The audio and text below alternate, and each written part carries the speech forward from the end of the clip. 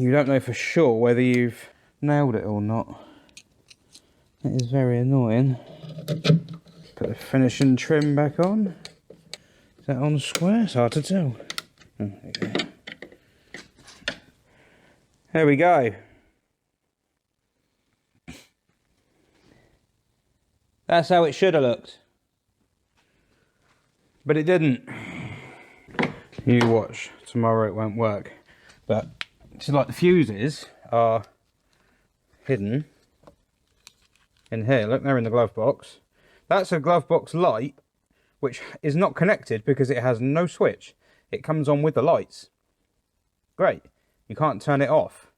And also, better yet, it's hidden behind this panel. There we go. So that's the glove box with a hidden light behind it that you can't use. As you do. So I shall put his belongings back in here. There's a spare key. There's the lens that fell out earlier. And then underneath, there's an ECU, which is huge. And all the fuses, all the relays rather. 7 of them are for the headlights. Brilliant. Yeah, it's gone very dark now, so. There we go. That's where it's hidden. And I'll just reconnect this earth cable, and then that's the battery hooked back up. And all I can do is just keep testing it, but it looks like it was just that dodgy connection. We might as well have a look at the engine while we're here, seeing as this is like extra footage. So as I mentioned, yeah, it's an NCK engine, North Coventry Kawasaki, 3,905cc. So it starts life as a 3.5. With Rover V8s, the 3.9 and the 3.5 are different. They're different from the ground up, different bore. This one started as a 3.5 and got taken out to 3.9, whereas a normal Rover of a 3.9 starts as a 3.9, and then TVR took those to 4.3. In fact, no, I tell a lie, they didn't. The 4.3 was basically a 4.2, a standard one, but they did take it to 5 litre themselves. So in the Griffith and Chimera 500. So, but this engine is a 3.9, as I say. Quite basic EFI. It's a flapper airflow meter there. Lucas 4CU, I think it is. Yeah, it's fairly basic, but it works at the moment. I think he needs to drive it about and see how with it this injection system is, because a lot of people start to junk these now and fit a standalone system with coil packs, you know, wasted spark ignition and things like that. And I think with this engine, it might actually be a good idea. They run such a high compression ratio, these things. This is about 10.5 to 1, I think. A normal Rover V8 is about 9.7. You know, that's quite high for one of these. And I mean, these pink, you know, you get pinking with these. Even with super unleaded in it, and the airflow meter is wound out as rich as it will go, you can still get pinking. And the timing on this one, we've backed this one off very slightly, so it's probably got a tiny bit more to give, although it is running quite sweetly at the moment, but it probably has got a little bit more to give. But it's just not worth the risk. Pinking's bad. You don't want to do too much of that. And I've heard it a couple of times from this. I know 390s are known for it. They are a bit of a problem child. They're very picky on fuel. You've got to go, I mean, ideally you've got to go for the V-Power, I believe, is the one that most people go for, and use octane boosters. But, you know, as it sits, it's quite happy. I'm sure the sort of driving it's going to do, it's not going to be getting its legs stretched anyway. I think it's going to be used for the sort of driving we were doing earlier on in it. But yeah, it's a nice car. It's a good engine, very smooth, pulls quite well.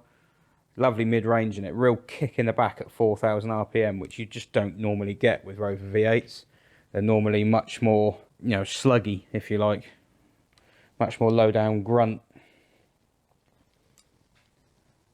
So there you go. So to go back to something I mentioned in the what has become the first video, because there's now two because of the issues. Why has the car not been fully restored? Why is it still, and I've picked the worst corner to sit by here, why is it still looking a little, you know, shabby and worn? Well, basically the car had been off the road for 16 years or something like that, and the key, really, the first task has been to make it a road-going car again. It's had so much done under the skin. It's kind of crazy that, you know, you can spend a hell of a lot of money having a car done up and then get it back and it looks the same as it did when it left. But underneath, it's had so much done. The chassis on this car was rotten quite badly. If I'm clever, I'll try and filter in some pictures of all this going over the top. But yeah, the chassis was quite bad. It's been shot blasted.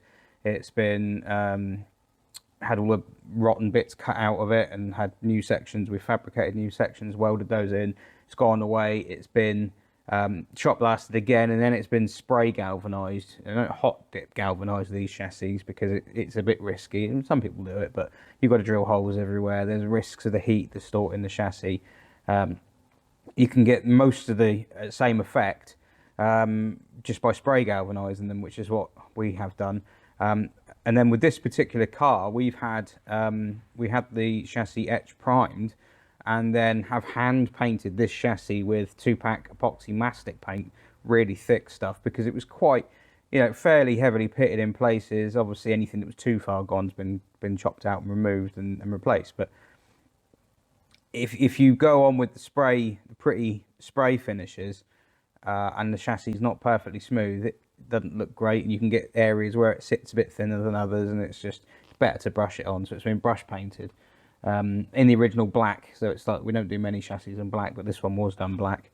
And then it's all been bearings, bushes, brakes, ball joints, calipers have been refurbished and had stainless pistons fitted into them, because the rear ones do have a habit of seizing, those inboard jag brakes. Coolant hoses, it's got an alloy radiator fitted. It's had a new camshaft. I think the steering, was the power steering rack rebuilt on this one? Can't remember if it was or if it wasn't. A lot of wedges end up getting that done. Can't remember if the diff was either. Fuel tanks were taken out and ground back and repainted. Obviously it's got two of them, one either side behind each seat, with a interconnection of hoses and pipes, and yeah, it's complicated. And it's, yeah, the wiring. The headlamp motor mounts have been refurbished. To compound things, this car bore no resemblance to any of the wiring diagrams or anything we had already. So you had a load of things not working in it. Things like the door handles weren't working, and the headlamps weren't popping up originally, and none of that was working, and none of the wiring diagrams made any sense. We had to go through the car and pretty much trace half of it and figure out how it worked, and then draw it for the fella, so that at least if he ever has a problem again, he's got a chance of fixing it, or giving it to an auto electrician saying there's the wiring diagram, should be able to fix it. So why has it not been restored? Well, I mean, it may well be. It may be that it gets a new interior. It may be that it gets all this bodywork done. I don't think there's a panel on this that doesn't have a crack. The headlamps have got them around the outside. The wings have got stress cracks. The A-pillars have got stress cracks. Trying to find a wedge that hasn't got stress cracks in it is a bit like trying to find the source of the Nile. Well, no, people have done that. Yeah, it is what it is. It's a worn car. But the thing is, I kind of like it like this.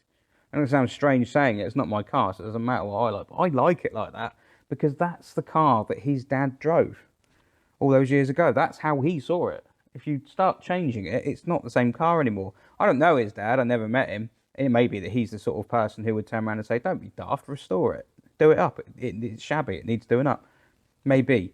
But for now, I think that's a more honest car. And I think cars with a story behind them are better than anything. If you go to a car show and there's 10 ton of cars have had the absolute life polished out of them, and they're covered in tyre gel and everything like that, and people just stood there polishing them all the time, I think it's a bit sad. You know, I'd rather see honest stuff like this, something that's got story behind it, something that's got meaning behind it. And this has definitely got that. There aren't many cars that come through here that have got that. There's a few we have through, and they've got a real story behind them. This is one of them. I really credit the guy, you know, our customer, who's well, let me do this also, let me share it, but also sort of seen this car through, because financially most people wouldn't have done this. The amount of time and effort that's gone to putting this thing back on the road, you know, it came in here having not run for God knows how long. The back brakes were seized solid, all the tyres are flat. You know, it really didn't. It looked like it wasn't going to happen, to be honest, when I first saw it. But over time, I've now driven this car, must have been nearly 140 miles now, what with the diesel earlier on. And to be honest, I would happily jump in that and try and drive it to Scotland now. I got a real feeling about that one now. I'm feeling quite confident with it, which is nice, because I hate cars going back to their customers and to their owners. I always get really nervous in case something bad happens on the way home, like they break down or something like that. But at the end of the day, you can only do as much as you can do. We've been through it so many times. I've driven it more than most people would probably try and drive it, you know, and tried to stress it out and give it an opportunity to play up, and it hasn't done. It's not cut out once, actually. So on the whole, I think it's ready to go back. And yeah, it's probably the last 390 we'll have in for a while. 390 SE. Don't see many of them. They never officially made a 390 SE. They did make a 400 SE. The 400 SE, although some of them have the NCK engine in, we have actually had one in that had the NCK engine in. Most of them don't. Most of them have the 3.9 litre, to confuse things, Rover V8. So if it's a 400 SE, chances are it's a normal 4 litre, or normal 3.9, so about 200 horsepower, if, you know, around about that kind of figure. Maybe they've had a bit more tweaking done with them, but it's not that engine. It's not the one with the Cosworth pistons. And I think the first 5 of this engine spec were built by Andy Rouse, if I remember rightly. But yeah, Wedges are like that. You get so many different variations, and they're a bit love or hate. I don't think they've ever seen a wind tunnel, despite all the splitters and diffusers and things. But yeah, there we go. It's got working headlamps now. Hopefully he enjoys it. Thanks for watching.